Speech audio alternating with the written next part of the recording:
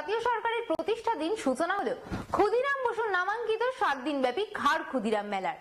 এই মেলার উদ্বোধন করেন রাজ্যের কারামন্ত্রী অখিল গিরি। ক্ষুদিরাম বসু আমাদের কাছে পথ প্রদর্শক। তিনি নিজের জীবনকে আত্মবলিদান দিয়ে দেশকে রক্ষা করছেন। তার কাছ থেকে আমরা এই মেলার মাধ্যমে তার ওই আত্মত্যাগের আমাদের সমাজের গড়ার ক্ষেত্রে মানুষ নিজেদেরকে আদর্শে অনুপ্রাণিত হবে। রবিবার রাতে পূর্ব মেদিনীপুর জেলার পটাশপুর থানার ঘাড় ক্ষুদিরাম মেলার আনুষ্ঠানিক উদ্বোধনে এসে এহেন মন্তব্য করেন রাজ্যের কারাগার মন্ত্রী অখিল গিরি। তিনি জানিয়েছেন, ক্ষুদিরাম বসুর নামাঙ্কিত এই মেলা তাম্রলিপ্ত জাতীয় সরকারের প্রতিষ্ঠা দিবসের দিনে এই মেলা খুবই গুরুত্বপূর্ণ। এদিনের উদ্বোধনী অনুষ্ঠানে উপস্থিত ছিলেন পূর্ব মেদিনীপুর জেলা পরিষদের সভাধিপতি ও পটাশপুরের বিধায়ক উত্তম বারিক, পশ্চিমবঙ্গ স্বরোজগার যোজনার চেয়ারম্যান তপন ঘোষ, পটাশপুর 2 পঞ্চায়েত সমিতির সভাপতি স্বপন মাইতি, পটাশপুর 2 পঞ্চায়েত সমিতির সহসভাপতি পীযূষ কান্তি পণ্ডা, সমাজসেবী দুর্গাপদ পাহাড়ি, বিজন বন্ধু বাগ প্রমুখ। আয়োজক সংস্থার সভাপতি তথা পূর্ব মেদিনীপুর জেলা পরিষদের সদস্য ও সম্পাদক পশুপতি মাইতি জানিয়েছেন, এবার 22তম বর্ষে পদার্পণ করল এই ঘাড় ক্ষুদিরাম মেলা। 7 দিন ধরে চলবে এই মেলা। চলছে বস্ত্র বিতরণ, রক্তদান সহ নানা সামাজিক অনুষ্ঠান। মেলায় রয়েছে 1 শতাধিক স্টল। তবে এই সামাজিক দায়বদ্ধতা থেকে এলাকার মানুষের পাশে দাঁড়াতে এই উদ্যোগ গ্রহণ করা হয়েছে।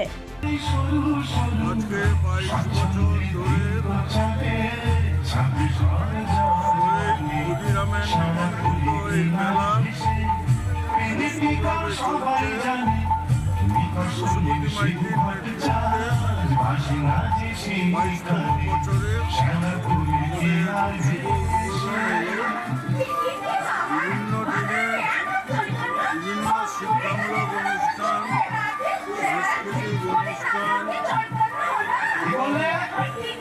বিভিন্ন রকমের প্রতিযোগিতা প্রত্যেক বছরের মতো এবছর চক্ষু পরীক্ষা শিবির, রক্তদান শিবির, সমস্ত কিছু মেলার অঙ্গ হিসেবে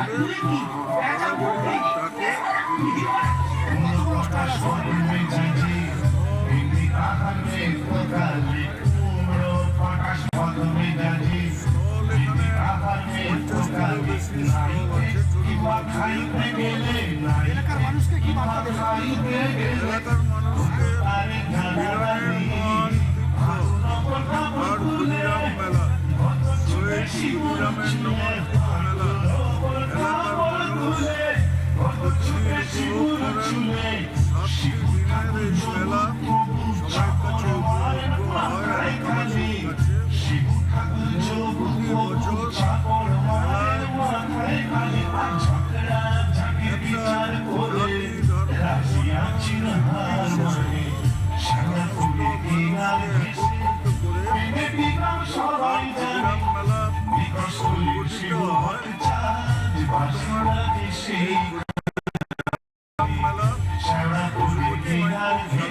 সম্পাদকের নেতৃত্বে এই মেলা চলছে এবং সাফল্যের সঙ্গে বহু যুবক এই মেলাতে পরিশ্রম করেন এবং সবাই সুস্থভাবে মেলা থেকে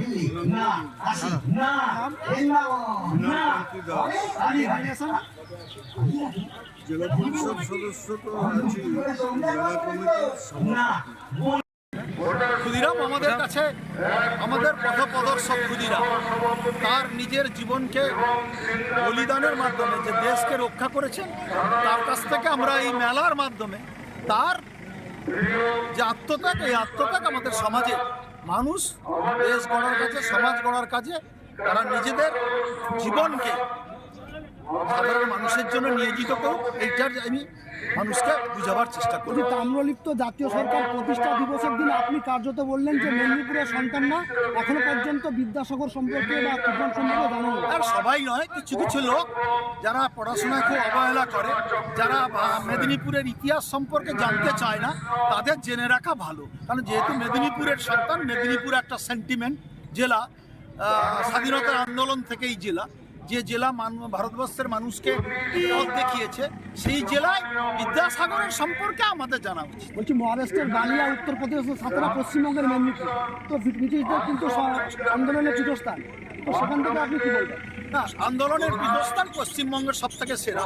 তার মধ্যে 3টা জেলা স্বাধীন সরকার ছিল, সব থেকে বেশি দিন ছিল আমাদের তাম্রলিপ্ত সরকার, কিন্তু আরো 19 মার্চ থেকে আরো বেশি দিন চালানো যেত, কিন্তু গান্ধীজি ওখানে এসেছিলেন আসার পরে তিনি অনুরোধ করলেন যে এই সরকার যে স্বাধীনভাবে পাল্টা একটা সরকার চলছে এটা তুলে নেওয়ার জন্য, কারণ সাধারণ মানুষের উপর অত্যাচার হচ্ছে, অত্যাচার বাড়ছে ব্রিটিশ সাম্রাজ্যবাদের, তাই গান্ধীজির অনুরোধে তুলে নেওয়া হয়েছিল, তা নাহলে আরো অনেক বেশি দিন চলত। বলছি আজকের তাৎপর্যপূর্ণ দিনে এখনো পর্যন্ত অনেক রাজবন্দী জেলে আছে, তো সেই বিষয়টা সরকার কি ভাবছে? কারা আছে? রাজবন্দীরা।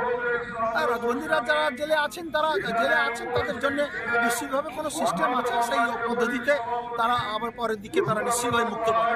কয়েকদিন আগে আপনি তো কৃষ্ণনগরে জেল পরিদর্শনে গেছেন, কি দেখলেন?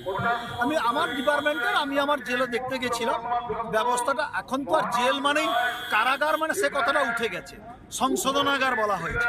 মানুষকে কতটা সংশোধন করা যায়, তাই আমরা আমাদের সিস্টেম পাল্টাচ্ছি, মুক্ত জেল করছি বিভিন্নভাবে, যাতে মানুষ কোনো বন্দী না থাকে। ব্রিটিশ সাম্রাজ্যবাদের সময় এমন সংশোধনাগার মানে জেল ছিল যাতে কখনো সূর্যের আলো 100 বছর ঢুকেনি ওখানে, তাই সেটা এখন সিস্টেমটা পাল্টে গেছে। তাই এই সিস্টেমটা পাল্টে মানুষের কাছে আমরা যাতে সুষ্ঠুভাবে জীবনযাপন করতে পারে সেইটার জন্য আমি দেখতে গেছি।